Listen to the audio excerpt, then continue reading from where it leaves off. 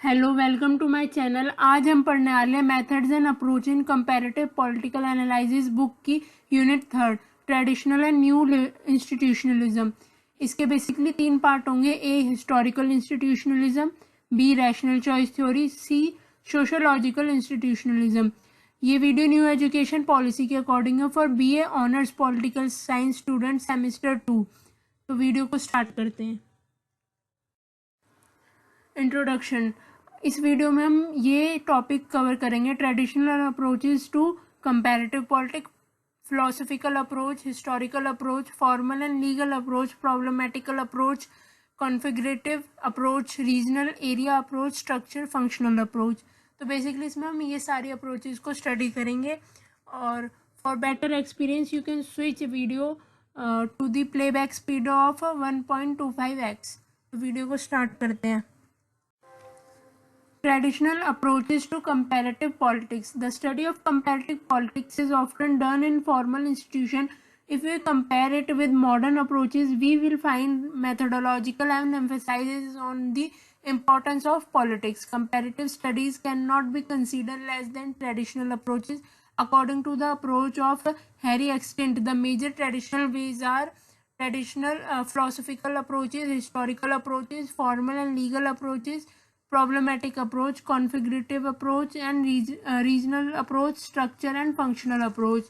तो जो स्टडी है कंपैरेटिव पॉलिटिक्स की इन दी फॉर्मल इंस्टीट्यूशन, उसमें हम मॉडर्न अप्रोचेस को ट्रेडिशनल अप्रोचेस के साथ कंपेयर करेंगे। क्या उनकी मेथडोलॉजी है, उनके क्या क्या इम्पोर्टेंस है पॉलिटिक्स पर, उसको स्टडी करेंगे। तो ट्रेडिशनल अप्रोच से हम कंपैरेटिव पॉलिटिक्स को अगर कंपेयर करें तो फिलोसफिकल अप्रोच जो है उसमें कॉन्फिगरेटिव अप्रोच को ऐड किया गया, हिस्टोरिकल में regional approach, formal and legal approach, problematical approach to structural functional approach. Philosophical approach. Comparative politics has been used since the study of philosophical approach from Plato to Hegel. Various thinkers have adopted and used the philosophical approach. This approach used the deductive method. In this method, first the conclusions are drawn, then the scientific basis is tried and attempt is made to check them. The biggest drawback of this method was that it had no relation with the facts. In addition to this, it was seen that it is very difficult to adopt the idea propounded by philosophers in practice. This is the reason that Plato's ideal state and Sir Thomas More's utopia cannot be established on the earth. So philosophical approach has come to its limit, but it has been very limited in time and its uses. अगर हम comparative politics को study करेंगे in the term of philosophical approach, तो उसमें Pluto, hedge जैसे कि जो political thinker है उनके वेरियस अप्रोचेज है टू फिलोसफिकल टाइप, और जो उनकी अप्रोच है वो डिडक्टिव मेथड पर बेस्ड है। इसमें जो है ये फर्स्ट कंक्लूजन ड्रॉ करते हैं, देन साइंटिफिक बेसिस पर वो ट्राई करते हैं, अटेम्प्ट करते हैं टू चेक दैम। और जो इनका बिगेस्ट ड्रॉबैक है इस मेथड का वो ये है कि it had no relation with the facts and in addition to this it was seen that it is very difficult to adopt. और जो इनके आइडियल्स है वो प्रोपाउंड जो किए थे फिलोसफर ने, वो जैसे कि प्लूटो की आइडियल स्टेट और सर थॉमस मोर के एटोपिया, वो कभी भी इस्टेब्लिश नहीं हुए अर्थ पर, क्योंकि जो उनकी फिलोसफिकल अप्रोच है उनकी कुछ लिमिट्स हैं, और ये जो लिमिट है वो टाइम और उसके यूजेस पर बेस्ड है।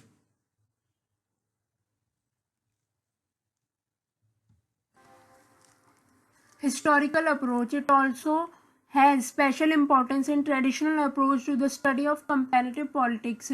The historical approach has also been widely used in Western thoughts. In these thoughts, Aristotle, Montesquieu, Hegel, Henry, Mann, Jenkins, McLever are the main names. जो historical approach है वो traditional approach to the study of comparative politics में एक उसकी special importance है। जो historical approach का जो थॉट है वो वेस्टर्न जो थिंकर है उन्होंने काफ़ी यूज़ किया, जैसे कि एरिस्टोटल, मोंटेस्क्यू, हेजल, हेनरी, मैकजेनस, मैकलेवर, और इन्होंने जो है हिस्टोरिकल अप्रोच थ्योरी को पॉलिटिकल थ्योरी में एक तरीके से उसके थॉट्स को बर्थ दिया है। For example Aristotle has explained the production and survival of the state on the basis of history. On the other hand, Karl Marx gave an economic interpretation of history. जो Aristotle है उन्होंने explain किया जो production और survival है किसी भी state का वो उसकी हिस्ट्री पर बेस होता है. ऑन दी अदर हैंड जो कंपैरेटिव पॉलिटिक्स के लेटेस्ट थिंकर है उन्होंने अपना थॉट दिया है कि जो इकोनॉमिक इंटरप्रिटेशन है हिस्ट्री का वो अगर हिस्ट्री में कोई भी चेंज होगा तो उनके रिलीजन मॉरलिटी और पॉलिटिकल सिस्टम में भी साथ साथ चेंज होगा. MacIver also consider history as the basis of the origin and development of the state. In this way, we can see that various thinkers adopt the historical method in a wide way. Formal and legal approaches. Many independent countries have created their own constitution and comparative political analysis has made the basis of its study on the constitution, law, administration, policy making and bureaucracy. जो independent countries हैं उन्होंने अपना constitution बनाया और comparative political analysis के बनाए हैं जिसके बेसिस पर वो स्टडी करते हैं कॉन्स्टिट्यूशन को, law, administration, policy making and bureaucracy को. Legal and formal approach arrival is criticized on many grounds because under these approaches formal institution laws and constitution are overemphasized and other social economic psychological factors are not given much attention. जो legal and formal approach है उसको काफ़ी criticise किया गया है on the many grounds क्योंकि इस approach में फॉर्मल इंस्टीट्यूशन और लॉज एंड कॉन्स्टिट्यूशन पर ज़्यादा जोर दिया जाता है rather than social economical and psychological factor पर के मुकाबले उन पर कम जोर दिया जाता है. उनकी स्टडी पर उनके इंस्टीट्यूशन पर काफ़ी कम एम्फसाइज किया जाता है. It is often seen that the statements which are true from legal point of view do not become true from the political point of view. For example, in Britain the parliament is supreme, but in practice it is not like that. The study done on the basis of formal and legal approach is more descriptive and less analytic. जैसे कि example के लिए मतलब एक इसमें statement है कि जो लीगल पॉइंट ऑफ व्यू होगा वो कुछ लोगों के लिए ट्रू होगा और जो पॉलिटिकल पॉइंट ऑफ व्यू उसमें ये सही नहीं होगा. जैसे कि इन ब्रिटेन पार्लियामेंट जो है वो सुप्रीम है लेकिन प्रैक्टिस में ऐसा नहीं है. तो जो फॉर्मल एंड लीगल अप्रोच है वो डिस्क्रिप्टिव है एंड लेस एनालिटिकल है. उसकी स्टडी डिस्क्रिप्टिव है लेकिन लेस एनालिटिकल है.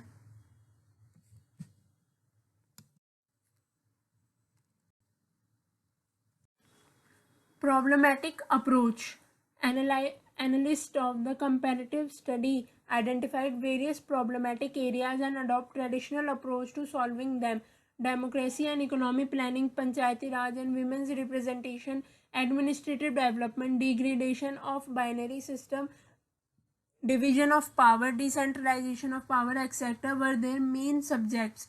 Such studies were mainly concerned with formal institution and structure.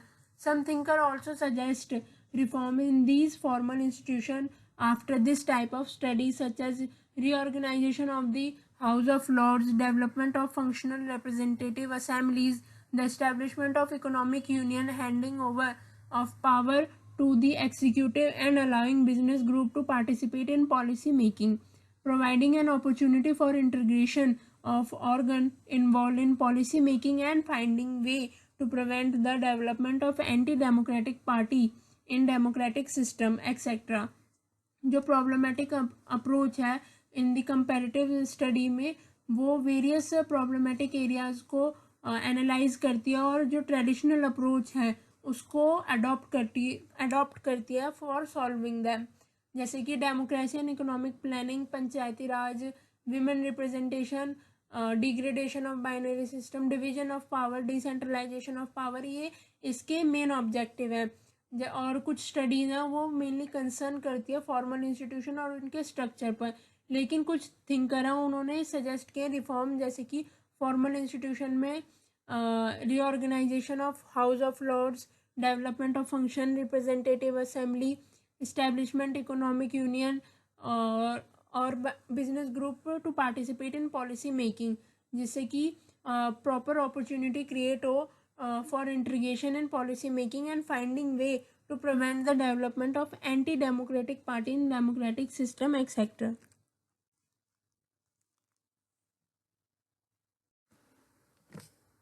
Regional area approach. According to Macready, the study of such an area is done in this approach where all the countries have the same social, economic, and political uniformity so that no disagreement can be set up in this relative study with unity. Using this indigenous form we can form the opinion of why the self-government is safe or secure in a country. Regional approach is not truly good for comparative study because it is not necessary that the countries which have social, economic, and political uniformity may be geographically close to each other in modern times. When the interdisciplinary approach is becoming truly popular, the study based on the regional or geographical approach is not fruitful.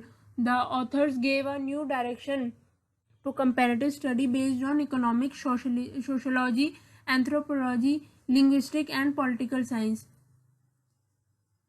जो regional and area approach है उसमें study की जाती है एक particular किसी भी country के किसी भी एरिया को लेकर उसके क्या उनके क्या ओपिनियन है फॉर दी गवर्नमेंट, क्या वो उन अपने आप को सिक्योर मानते हैं उस कंट्री में.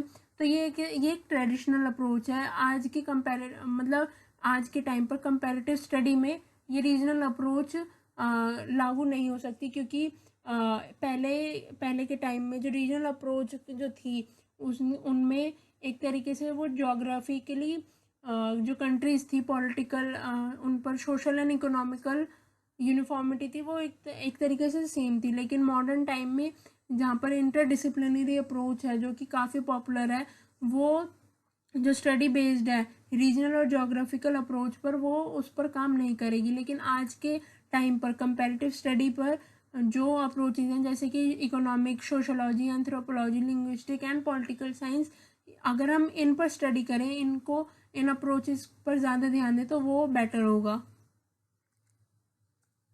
Structural functional approach. In modern times, the structural function approach is broadly used to study comparative politics. Under this approach, the study of institution is equally important to their functionality. If we focus only on the study of institution and organization rather than on functionality, then our study is not complete. Therefore, equal emphasis should be given to the organizational and functional parts of political institution. Under this approach, the study was done in totality.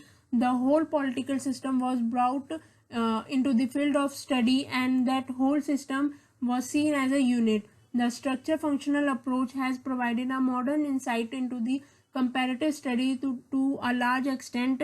Any institution perform different function in different situation. It is not necessary that any institution perform the same function in all countries. Therefore, the conclusion deduced by the structural functional approach cannot always be universal truth.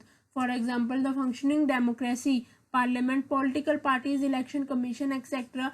differ from each other to great extent in all the countries. Modern time में अगर हम structure functional approach पर study करें comparative politics में तो वो काफ़ी useful होगा क्योंकि इसमें जो है जो भी इंस्टीट्यूशन है उसके फंक्शनैलिटी पर स्टडी की गई है. अगर हम किसी भी इंस्टीट्यूशन को स्टडी करते हैं, किसी भी ऑर्गेनाइजेशन को स्टडी करते हैं, तो हमारी स्टडी तब तक इनकम्प्लीट है जब तक हम उसकी फंक्शनैलिटी पर भी स्टडी नहीं करते, उस पर इक्वल एम्फेसाइज नहीं करते. क्या ऑर्गेनाइजेशन के फंक्शनल पार्ट है पॉलिटिकल इंस्टीट्यूशन में और क्या उसके स्ट्रक्चर है, उसको जब तक हम स्टडी नहीं करते तो तब तक ये इनकम्प्लीट है. और जो ये होल प्रोसेस है इसमें पॉलिटिकल सिस्टम जो है इन द सिस्टम सीन है उसमें पॉलिटिकल सिस्टम को एक यूनिट की तरह देखा जाता है. और जो the structural functional approach has provided modern insight into the comparative study to large extent. और जो इंस्टीट्यूशन है जैसे कि कोई एक इंस्टीट्यूशन है पर्टिकुलर इंस्टीट्यूशन, वो डिफरेंट फंक्शन परफॉर्म करती है इन डिफरेंट सिचुएशन. ऐसा नेसेसरी नहीं है कि सभी इंस्टीट्यूशन सभी कंट्रीज में सेम परफॉर्म करें. Thanks for watching. अगर आपको वीडियो पसंद आई तो लाइक शेयर सब्सक्राइब ज़रूर करें। Thank you.